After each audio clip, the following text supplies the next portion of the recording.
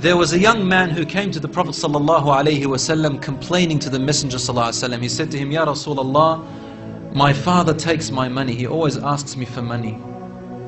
Rasul ﷺ said, well, call your father. He went to call his father. Jibreel alayhi salam came to the Prophet ﷺ in that time.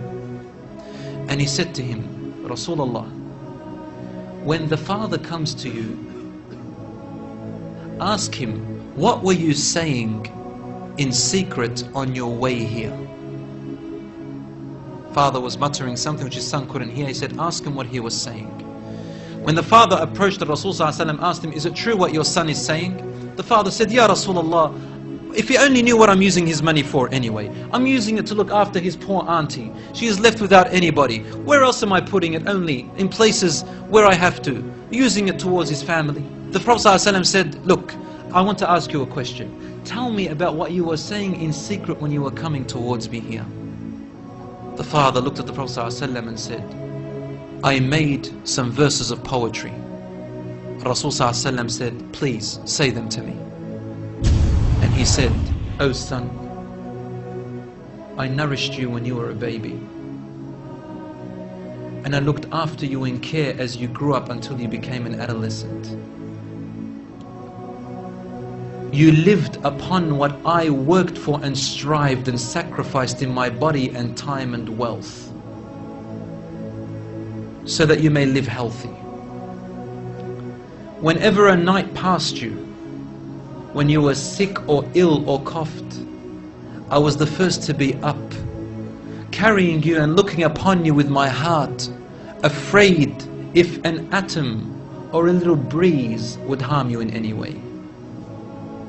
I could not sleep while seeing you sick until you slept, and then I slept.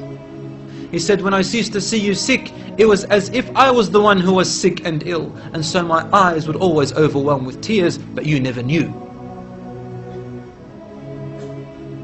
And then he said, and when you finally reached the adulthood, which all my life I was anticipating and looking forward to seeing you become that.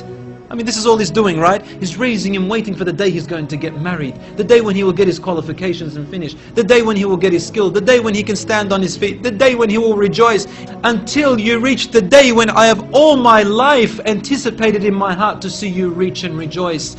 You gave me a reward, and your reward was harshness and frowniness and mistreatment, as if I am the one who owes you and you owe me nothing. The way you treated me is like what a neighbor would treat his neighbor. I wish that you even gave me that. Rasul ﷺ, he looked up at the father, and the father looked at him, and the Prophet ﷺ's beard was soaked with tears. From his emotion, Rasul ﷺ grabbed the boy from his chest. He shook him and said to him, you and everything you own belongs to your father. This hadith is narrated in Ibn Majah. Today we see children taking their own parents to court because they took their house or their property. Allahu Akbar.